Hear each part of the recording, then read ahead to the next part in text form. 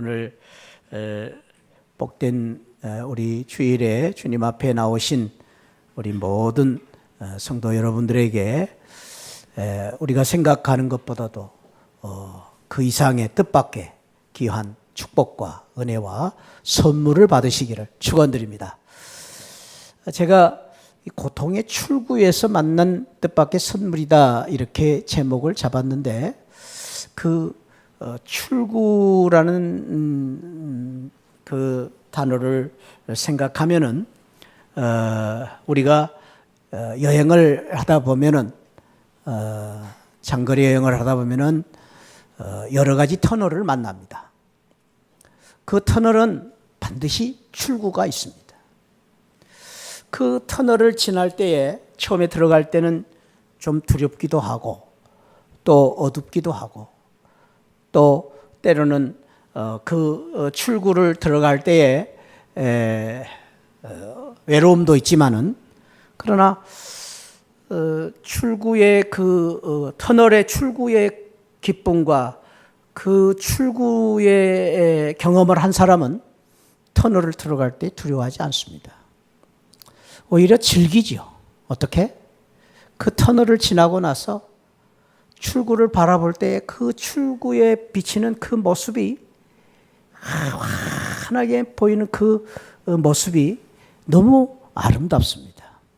그리고 그 터널을 지나고 나서 출구를 딱 벗어나면은 그 세상, 광활한 세상을 만나죠. 밝은 세상을 만나죠. 넓은 세상을 만나게 됩니다. 그래서 그러한 기쁨을 경험한 사람은 터널을 두려워하지 않습니다.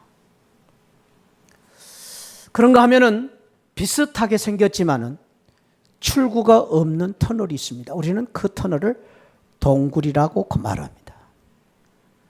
동굴과 터널의 차이점은 똑같은 굴입니다. 어둡습니다. 또 두렵습니다. 또 무섭습니다.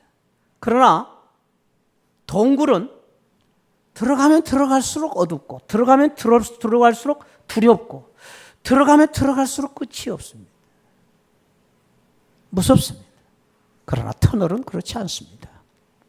똑같은 굴인데 출구가 있기 때문에 그 출구에 기쁨과 희망이 있습니다.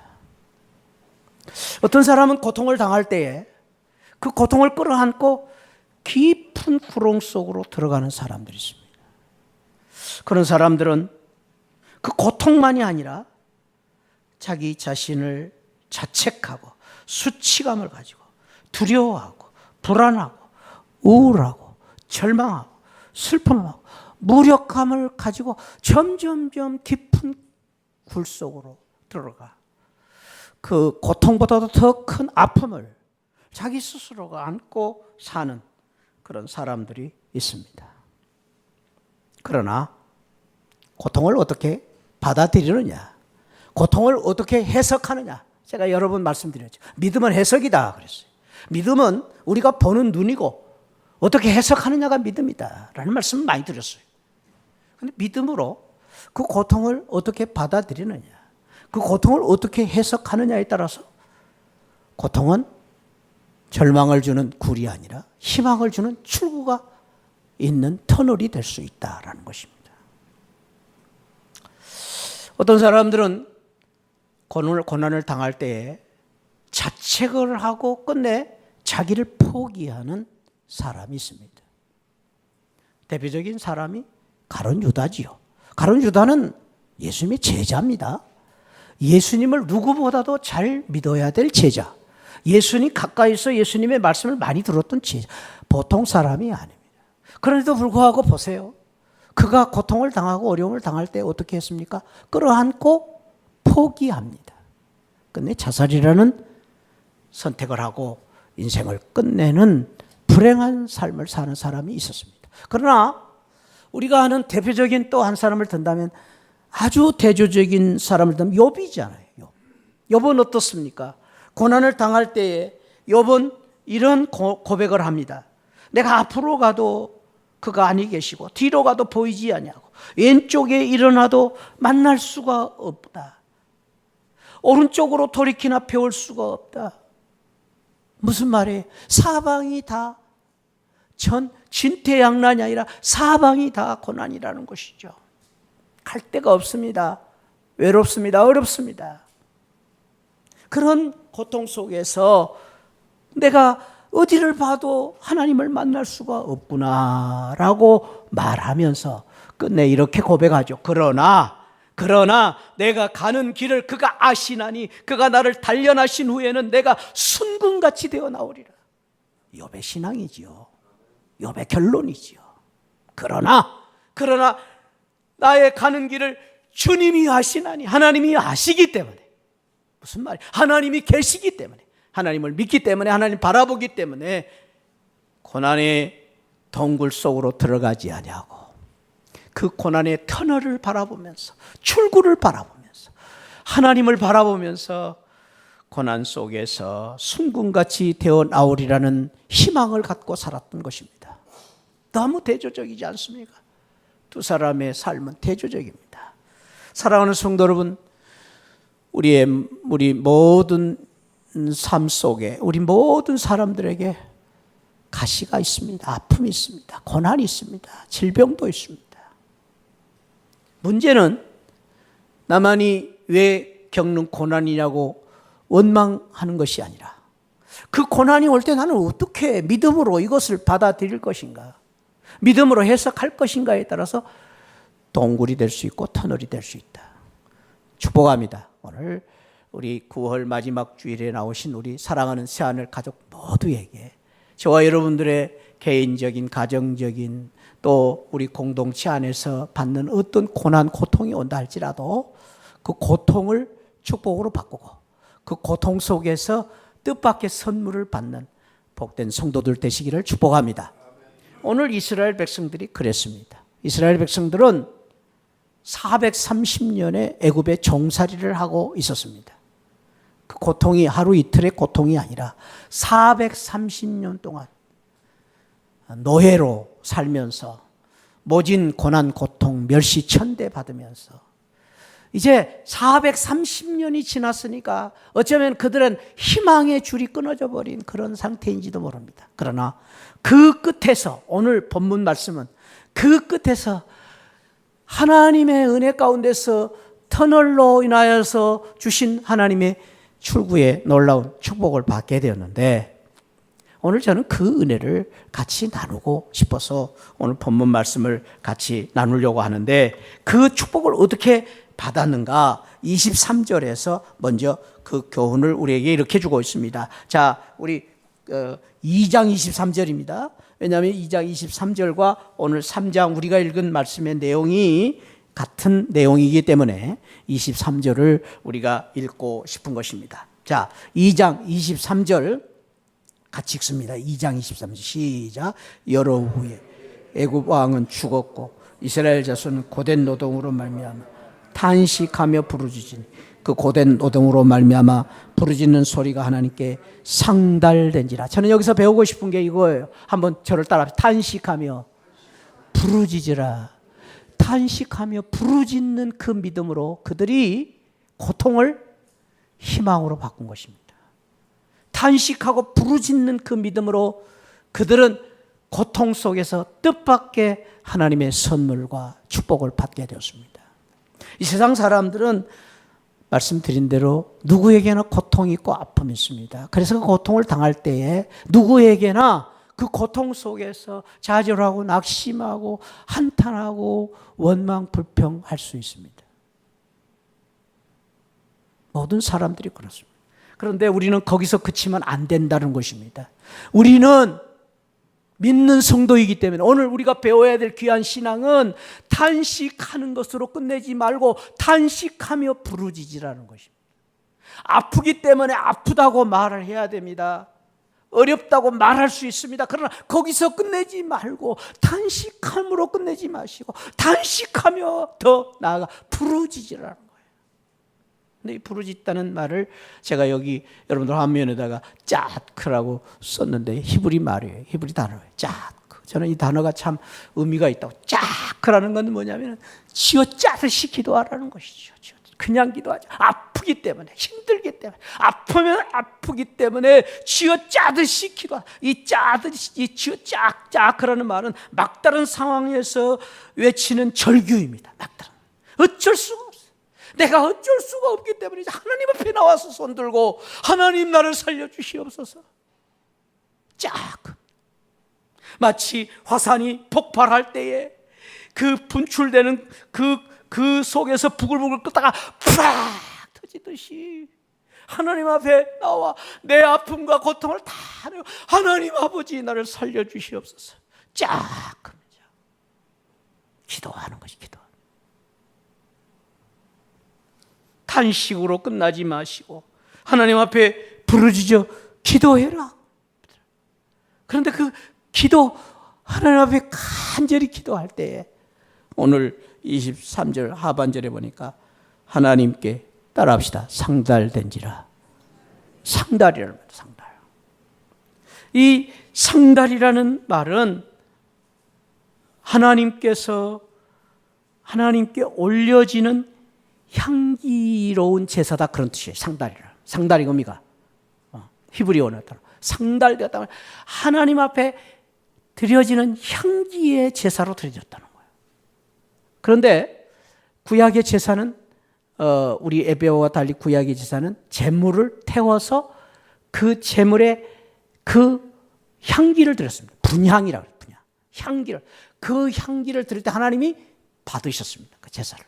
그 상달이라는 말입니다. 그런데 사도 요한이 요한계시록 그 계시를 받을 때에 하늘나라의 모습을 이제 하나님으로부터 계시를 받지 않습니까? 그래서 요한계시록은 하늘나라에 장차 우리가 하늘나라에서 어떻게 이제 성도들이 가서 그 하늘나라의 생활을 할 것인가에 대한 많은 이야기들을 하고 있는 가운데에 요한계시록 5장 8절에 보면 이런 말씀을 하세요. 내 생물과 24장로들, 이거는 우리 온 성도들을 대표하는 그러한 대표자들입니다. 하늘나라에서 내 생물과 24장로들이 다 모여서 어린 양 앞에 엎드려 각각 검과 향이 가득한 금 대접으로 하나님 앞에 귀한 제사를 드리는 모습이 나옵니다. 이 사도 요한이 본 거예요. 그런데 그 제사를 드리는 그 금 대접, 그리고 이 향이 가득한 금 대접으로 하나님 앞에 자꾸 드려지는데 하나님이 그 금 대접에 그 귀한 그 향기를 받으시면서 영광을 받으시고, 그리고 그 향기를 받으면서 하나님께서 기뻐하시는 그 모습을 보여줍니다. 그런 모습을 보면서 사도 요한이 저게 뭘까? 저게 무엇일까? 그렇게 생각하고 있을 때에 천사가 사도 요한에게 이렇게 가르쳐 줍니다. 한번 따라합시다. 이 향은 성도들의 기도니라. 사도 요한에게 가르쳐 주신 말씀이고, 하늘나라에서 하나님께서 그냥 영광 중에 막 그 금대접으로 막 향기를 받으시는데 뭘까 하고 봤더니 하나님께서 사도 요한에게 가르쳐 줍니다. 그 향은 성도들의 기도니라. 이 말이 상달입니다. 상달. 사랑하는 성도 여러분, 저와 여러분들이 기도할 때 하나님 금대접에 저희들의 기도를 받으시고 하늘나라에 상달되어 하나님이 기뻐 받으시고, 하나님이 저와 여러분들의 기도를 통해서 영광을 받으시고, 그리고 상달된 그 기도를 통해서 우리의 기도대로 소원대로 이루어 주실 줄 믿습니다. 금대접에 받으셨다는 말은 무슨 말이에요? 금대접으로 예우해 주시겠다. 우리의 기도를 응답해 주시겠다라는 말씀이죠. 그 응답이 무엇입니까? 자, 2장 24절, 25절. 얼마나 이게 우리가 기도할 때에 우리 하나님이 어떻게 하시는가를 보여주십니다. 24절, 25절 시작. 하나님이 그들의 고통 소리를 들으시고 하나님이 아브라함과 이삭과 야곱에게 세운 그의 언약을 기억하사 하나님이 이스라엘 자손을 돌보셨고 하나님의 그들을 두 번이 기억이라는 말이 기억이다. 기억하시다. 첫 번째 기억하신 게 뭐죠? 약속을 기억하셨어요. 그리고 뭘 기억하세요? 이스라엘 백성들을 기억하세요. 자, 여러분 여기 약속이라는 말이 나오잖아요. 이 약속이 무슨 약속인지 아세요? 이 약속이요, 하나님이 이스라엘 백성들이 이제 너무나 힘들고 어려워서 그 출애굽하기 전에 막 기도했더니 하나님께서 기억하시는 약속을 계셨는데 그 약속이 무슨 약속이냐면요, 이 약속이에요. 여러분들 창세기 이제 15장 13절 16절에 있는 하나님의 약속인데 제가 여기 화면에 이렇게 했어요. 여러분 나중에 찾아보세요. 15장 16절 13절 16절 하나님이 약속하신 약속이에요. 여호와께서 아브라함의 전 이름이죠. 이르시되 너는 반드시 알아라. 내 자손이 이방에 객이 되어 그들을 섬길 거 애굽에서 너희 자손들이 객이 되어서 섬길 것이다. 그들이 몇 년 동안 400년 동안 이 지금 모세 시대부터 650년 전에 아브라함에게 이미 다 하나님께서 말씀하셨어요. 이스라엘 자손들이 객이 되어서 430년 동안 애굽에서 섬길 것이다. 종살이 할 것이다. 그들이 자손을 괴롭히게 할 것이다. 그러나 그 후에 내 자손이 이제 약속이 나옵니다. 큰 재물을 이끌고 나올 것이다. 너는 장수하다가 평안히 조상으로 돌아갈 것이고 아브라함에게 내 자손은 4대 만에 이 땅으로 돌아오리니 이는 아모리 족속의 죄악이 아직 가득 차지 아니함이라. 돌아올 것이다. 그리고 돌아올 때 큰 재물을 가지고 돌아올 것이다. 하나님께서 650년 전에 이스라엘 백성들 출애굽 당하기도 벌써 전에 하나님이 이미 각본대로 세워주시고 약속하신 것을 그때야 기억하셨어요. 언제? 아크할 때, 기도할 때, 부르짖어 기도할 때 하나님이 번뜩 기억하신 거예요. 뭐를? 아브라함의 약속을. 이게 놀라운 은혜입니다. 저는 그런 의미에서 이런 생각을 해봤습니다. 그럼 하나님이 지금까지 이스라엘 백성들을 새까맣게 잊고 계셨을까? 여러분 어떻게 생각하세요? 이스라엘 백성들을 그냥 새까맣게 잊고 있었다 기억하셨을까? 아니요. 그런 말이 아닙니다. 하나님께서 이스라엘 백성들 약속을 지금까지 그냥 다 잊어버렸을까? 하나님이? 아니요. 우리 하나님은 시건치 아니하신 하나님. 약속을 잊어버리지 아니하신 하나님입니다. 할렐루야. 그런데 왜 이제서 기억하셨을까? 왜 이제서? 하나님은 마음에 담고 계셨어요. 이미 하나님 계획하고 계셨어요. 이제나 저제나 이스라엘 백성들을 언제나 구원하실까? 다 마음 졸이고 기다리고 계셨어요. 근데 그 기도하는 부르짖어 기도하는 그 순간 하나님께서 그 약속을 이행하신 것입니다. 이것이 기도의 놀라운 선물이요 축복입니다. 그래서 어떤 사람은 기도는 축복을 받는 그릇이다, 손이다 그렇게 말합니다. 축복은 하나님의 약속을 받는 그릇입니다. 근데 하나님께서 우리가 기도하지 않아도 하나님은 우리의 형편처지 다 알고 계십니다. 믿으십니까? 우리 하나님은 우리가 어떻게 되면 좋겠다 하는 거 다 하나님 마음 품고 계십니다. 그럼 기도하지 않아도 하나님께서 그냥 해주시면 좋지 않아요? 그런데 안 해주십니다. 왜? 축복을 담은 그릇이 없기 때문입니다. 하나님이 기도 응답해 주셔도 물질 주고 건강 줘도 헛것이기 때문에 기도는 우리가 하나님의 선물을 받는 그릇입니다. 그래서 우리의 믿음대로 하나님이 축복해 주십니다. 약속을 이행하십니다. 그것이 기도입니다. 그래서 우리는 이렇게 결론을 냈습니다. 우리의 기도가 우리의 신앙의 크기입니다. 기도하지 않는다는 것은 믿음이 없다는 겁니다. 힘들고 어렵고 고통스러운 가운데서도 혼자만 굴 속에 들어가서 고민하고 괴로워하고 계신 분 없습니까? 믿음이 아닙니다. 믿음은 어렵고 힘들 때마다 주님 앞에 나와서 부르짖어 기도할 때 그것이 나의 믿음이기 때문에 그 믿음을 보시고 하나님께서 약속을 이행하시고 그 믿음을 보시고 하나님께서 뜻밖의 선물로 우리에게 큰 축복을 기도의 믿음을 보시고 우리에게 놀라운 축복을 주신다. 이게 오늘 하나님이신 놀라운 약속 이행의 축복입니다. 큰 믿음의 그릇을 준비하여 기도의 그릇을 준비하여 뜻밖의 선물 하나님의 축복을 받는 복된 성도들 되시기를 축복합니다. 이스라엘 백성들이 어떻게 또 그런 축복을 받았습니까? 저는 11절과 12절 말씀에서 그 귀한 이제 비밀을 또 우리 같이 나누기로 합니다. 11절과 12절. 3장입니다. 이번에 3장 11절 12절 시작. 모세가 하나님께 아뢰되 내가 누구기에 바로에게 가며 이스라엘 자손을 애굽에서 인도하여 내리까. 하나님이 이르시되 내가 반드시 너와 함께 있으리라. 내가 그 백성을 애굽에서 인도하여 낸 후에 너희가 이 산에서 하나님을 섬기리니 이것을 내가 너를 보낸 증거니라. 여기 아뢰되 이르시되라는 이 말씀을 저는 정리를 해서 이렇게 정리를 했습니다. 한번 따라합시다. 하나님과 대화하라. 하나님과 소통하라. 요즘 용어가 말이 대화보다 소통을 좋아하더라고요. 소통. 그래서 소통하라 그랬어요. 네. 왜냐하면 여러분들이 좀 오래 기억하기를 원해서 그랬습니다. 대화하라. 왜냐하면은 여기 아까 제가 말씀드렸는데 이르되 아뢰되 모세가 아뢰되 그랬잖아요. 11절과 13절에서. 그런데 12절과 14절에서는 하나님이 이르시되 그랬잖아요. 근데 가로를 치고 제가 아마르 그랬잖아요. 아마르는 단어입니다. 히브리 단어입니다. 똑같다 그 말이죠.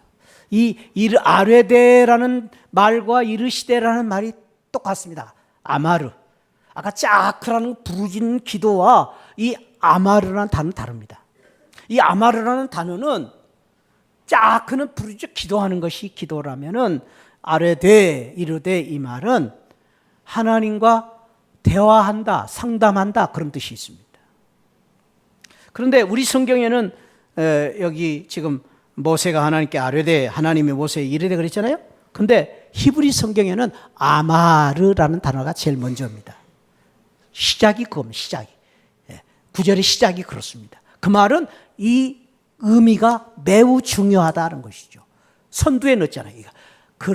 아뢰되 이르되 이 말이 처음에 있다는 것은 그만큼 중요하다는 거예요. 그런데 제가 지금 성경을 다 읽지는 못합니다만은 3절에 보면 모세가 이르되 여호와께서 4절에 보면은 여호와께서 이르시되 하나님이 아뢰시되 5절에 또 6절에 이르시되 계속 그래. 여호와께서 이르시되 또 모세가 아뢰되 이 말이 계속 반복되고 있어요. 그 말은 무슨 말이냐면은 모세가 어려울 때 힘들 때마다 하나님과 이야기했다, 대화했다. 하나님이 모세가 하나님께 어려울 때 하나님 나 어렵습니다 이렇게 이야기하면 하나님께서 알았다 아마르 그렇게 대답하셨다는 거예요. 이게 매우 중요해요.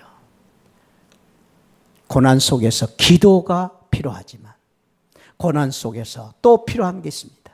고난 속에서 하나님과 대화해야 됩니다. 대화한다는 말은 우리가 하나님 앞에 기도하는 기도가 필요함과 동시에 하나님 앞에 듣는 기도가 필요합니다. 아뢰는 기도, 말하는 기도도 필요하지만 듣는 기도가 더 중요합니다. 사랑하는 성도 여러분, 오늘 우리 이 모세로부터 이스라엘 백성들로부터 출애굽의 기적과 기쁨을 누리는 이스라엘 백성들에게 배워야 될 것은 듣는 기도를 배우시기를 축복합니다. 듣는 기도를 배워야 돼요. 드리는 기도도 중요하지만 듣는 기도가 있어야 돼요. 많은 분들은 드리는 기도는 잘합니다. 어려울 때 힘들 때 주시옵소서 계속 주시옵소서 말합니다. 그러나 어떻게 보면 그것은 유치적인 기도, 유치원생의 기도입니다. 제가 말씀드렸잖아요. 하나님은 우리가 구하기 전에 다 알고 계신다. 근데 더 중요한 것은 하나님 앞에 아뢰고 하나님이 이르시되의 기도를 받아야 돼. 그거는 듣는 기도. 그러니까 하나님 나 아파트 이사하고 싶습니다. 그렇게만 기도하지 마시고 하나님 아파트를 옮기고 싶은데 어떻게 할까요? 그럼 하나님 분명히 나에게 어떻게 하든 가르쳐 주셔요. 그럼 그 음성을 들을 줄 알아야 돼요. 뭐 직접 아파트를 동쪽으로 옮겨라 랄랄라 그러지는 않아요. 하나님이. 또 무슨 뭐 권사님을 통해서 지시를 받아라 뭐 그럴 수도 있어요. 근데 그 정도가 아니에요. 하나님 은밀한 가운데 나에게 지혜를 주셔요. 기도하면 반드시 지혜를 주셔요. 할렐루야. 깨달으시기 바랍니다. 기도하면 반드시 하나님 응답 주셔요. 하나님 우리 아이 문제가 있습니다. 어떻게 하실까요? 혼자만 굴속에 들어가지 마세요. 기도하세요. 그럼 하나님께서 그래 네 아들을 이렇게 하라. 그래서 목사를 통해서 가르쳐 주시든 장로님을 통해서 가르쳐 주시든 뭐 성도를 통해서 가르쳐 주시든 이 약을 한번 먹어보세요. 그렇게 가르쳐 주시든 하나님이 길을 열어주셔요. 그 음성을 들을 줄 알아야 돼요. 대화의 기도입니다. 그런데요, 오늘 모세가 기도하면서 어떻게 기도했는가, 이 대화의 기도를 통해서 배워야 되는, 우리 대화의 좀 방법을 배워야 되는데요. 많은 분들이 소통하는데 소통을 잘 못하는 이유가 여기 있어요. 모세의 방법을 배워야 돼요. 근데 모세가 대화하면서 11절에서 이렇게 시작을 합니다. 모세가 하나님께 아뢰되, 따라합시다. 내가 누구기에? 그 말은 무슨 말이에요? 어떻게 말하면 내가 어떻게 갈 수 있습니까? 라는 말이지만은 자기를 바라본 거예요. 그래서요, 대화는, 여러분들 대화는 하나님과 대화하고 다른 사람과 대화하고 다른 사람들과 소통을 하기 위해서는 제일 중요한 것은, 따라합시다. 자기와 대화하라. 그게 필요합니다. 내가 누구기에? 나를 보는 것입니다. 나를. 그래서 내가 부족한 것이 뭔가? 하나님 앞에 회개하는 것이죠. 내가 누구기에라는 말은 무슨 말이에요? 모세가 하나님 앞에 한없이 낮아지는 것이죠. 하나님, 나는 할 수 없습니다. 저는 부족합니다. 하나님 의지할 수밖에 없습니다. 그거죠. 그 겸손함이 없이는 대화가 안 돼요. 많은 분들은 자기 주장, 자기 의견, 자기 생각을 다른 사람에게 관철시키려고 그래요. 대화가 아니에요. 가르치는 거죠. 대화가 아니에요. 그 다음에 저는 모세의 이 대화의 방법을 보면서 아주 지혜로운 방법은 13절에서 그렇게 말해요.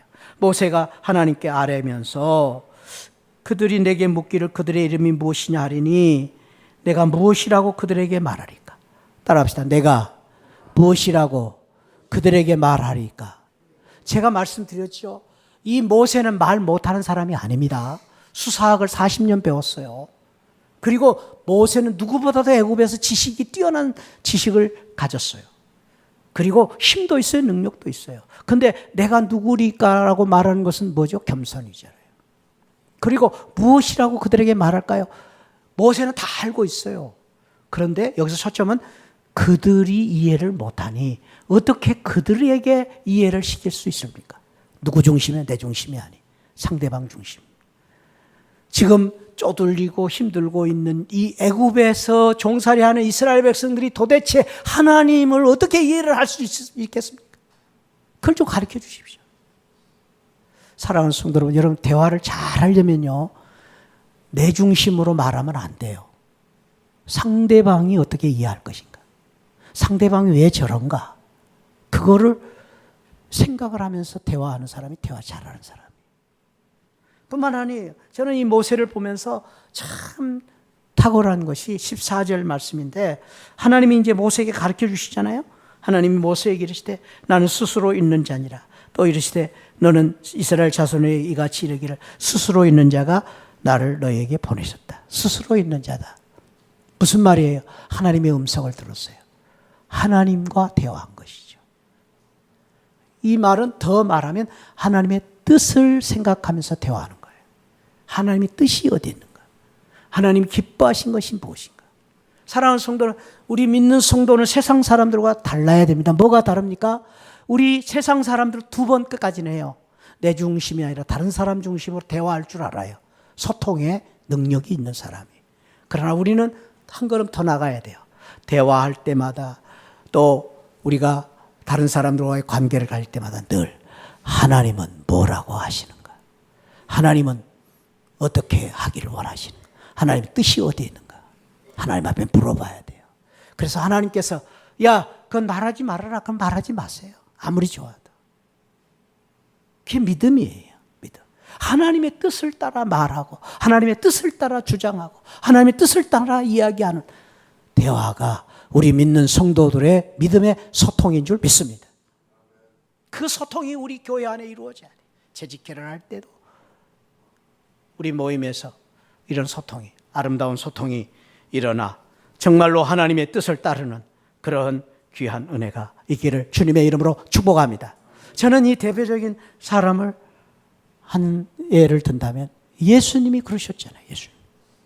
예수님이 마지막 십자가를 지시기 전 겟세마네에서 동산에서 기도하실 때에 그 고통, 십자가의 무거운 짐을 지시기 위하여 기도하시면서 얼마나 힘들고 어려우셨겠어요. 고통을. 그래서 주님이 마태복음 26장 39절에서 이렇게 기도하죠.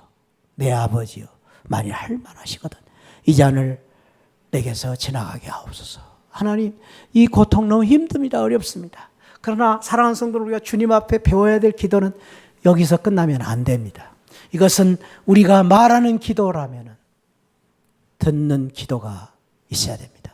주님은 이 말씀으로 끝나지 않고 그러나 나의 원대로 마옵시고 아버지의 원대로 하옵소서. 할렐루야. 이게 주님의 기도예요. 우리가 배워야 될 기도예요. 그러나 내 마음대로 되지 않게 하시고 아버지의 뜻대로 하옵소서. 듣는 기도입니다. 듣는 기도. 하나님과 대화하는 기도입니다. 고통 속에서, 아픔 속에서 하나님과 대화하며 하나님의 끊임없는 음성을 듣습니다. 저도 말씀드렸지만은 참 마음이 아프고 또 참 제가 이런 병을 얻었다 생각하니까 정말로 제가 참 죄송하기도 하고 그랬습니다. 그러나 제가 2, 3일 동안 많이 기도했습니다. 하나님의 놀라운 위로가 있었습니다. 그 위로 가운데 이런 음성도 주셨습니다. 정 목사야, 이제부터는 너는 안옥실 자매와 동창이다. 우리 안옥실 자매님 제가 늘 생각하면서 기도했지만은 제가 이제 똑같은 암을 가지고 기도할 수 있다는 거 얼마나 감사하고 동창색이 되었어요. 영광이고 기쁨입니다. 사랑하는 성도 여러분, 고통과 아픔과 여러 가지 어려운 일 가운데서 하나님의 출구가 있는, 소망이 있는 그 하나님을 바라보시면서 부르짖어 기도하시고 하나님과 많이 대화하시고 하나님의 음성을 들으심으로 뜻밖의 하나님의 선물을 받으시기를 축복합니다. 그 선물이 무엇입니까? 하나님이 들으시고 받으시고 응답하심으로 말미암아 20절 말씀, 자, 출애굽기 3장 20절 결론입니다. 내가 내 손을 들어, 내가 누구지요? 하나님이 손을 들어 애굽 중에 여러 가지 이적으로 그날을 친 후에야 그가 너희를 보내리라. 내가 애굽 사람으로 이 백성에게 은혜를 줄 것인데, 은혜를 줄 것인데, 출구에 뜻밖의 선물을 주셨는데 너희가 나갈 때에 빈손으로 가지 아니하고, 여인들은 모든 이웃들과 함께 자기 집에 거류하는 여인들까지도 다, 종들까지도 다 은폐물, 금폐물, 의복 다 꾸미고 애굽에서 나가게 될 것이다. 사랑하는 성도 여러분, 그 약속이 어떤 약속이죠? 아브라함에게 주신 650년에 주신 약속 그대로 이루어지는 거예요. 저는 하나님이 이렇게 너무나도 멋지신 분이다. 정말로 우리 하나님 너무나 귀하신 우리 하나님. 저는 이 말씀 보면서 또 은혜를 받았습니다. 자, 8절 말씀입니다. 그 기도를 들으시고 사랑하셨기 때문에 8절 시작. 내가 내려가서 그들을 애굽인의 손에서 건져내. 누가 내려가세요? 하나님 아버지가 문재인 대통령이 와서 저와 여러분들을 병원에 찾아오시겠어요? 못 찾아옵니다. 그러나 하나님 아버지가 내려가서 너를 만날 것이다. 구해줄 것이다. 하나님 아버지가 직접 예수님이 이 땅에 오셔서 하신 것처럼 내려올 것이다. 그리고 12절입니다. 12절 시작. 하나님이 이르시되 내가 반드시 너와 함께 있으리라. 누가요? 하나님이 함께 있으리라. 여러분 아십니까? 예수님이 마지막으로 주신 축복의 말씀이 무슨 말씀이냐? 볼지어다 내가 세상 끝날까지 항상 너희와 있을 것이다. 함께 있을 것이다. 사랑하는 성도 여러분, 우리 하나님은 그런 하나님이십니다. 고통, 고난 중에서도 우리와 함께 계신 하나님. 그 하나님 때문에 고통을 소망과 은혜와 축복으로 바꾸는 출구 속에서 뜻밖의 선물, 은혜를 만나는 복된 성도들 되시기를 축복합니다. 우리는 고통이 끝이 아닙니다. 고통은 과정일 뿐입니다. 주님이 끝입니다. 하나님을 바라보고 가시면 하나님께서 끝내 우리에게 놀라운 은혜와 축복으로 함께 하실 줄 믿습니다. 기도하시겠습니다. 아버지 감사합니다. 왜 나만 겪는 고난이냐고 원망하지 않게 하시고 정말로 아버지 하나님, 우리 하나님이 주시는 미리 주시는 축복을 바라보면서 하나님이 주시는 그 놀라운 소망을 바라보면서 오늘 주신 말씀처럼 부르짖어 기도하고 또 하나님과 대화하고 하나님의 음성을 끊임없이 들음으로 축복의 이 출구를 만나게 하여 주옵소서. 우리 생각보다도 훨씬 크신 하나님의 놀라운 응답을 받게 하여 주옵소서. 감사하옵고 예수 그리스도의 이름으로 기도하옵나이다. 아멘. 지금은 날 구원해 주신 우리 주 예수 그리스도의 십자가의 은혜와 우리 하나님 아버지 만극하신 사랑과 성령 하나님의 감동, 감화, 충만하신 은혜가 우리 고통, 아픔, 질병 가운데 있는 우리 모든 성도님들 오늘 주신 말씀처럼 부르짖어 기도하고 그리고 하나님과 끊임없는 대화 속에서 뜻밖의 선물, 은혜를 받았던 우리 이스라엘 백성과 같은 축복을 사모하는 우리 모든 성도들 심령 가운데 지금으로부터 영원토록 함께 계시기를 축원하옵나이다. 아멘. 아멘. 아멘.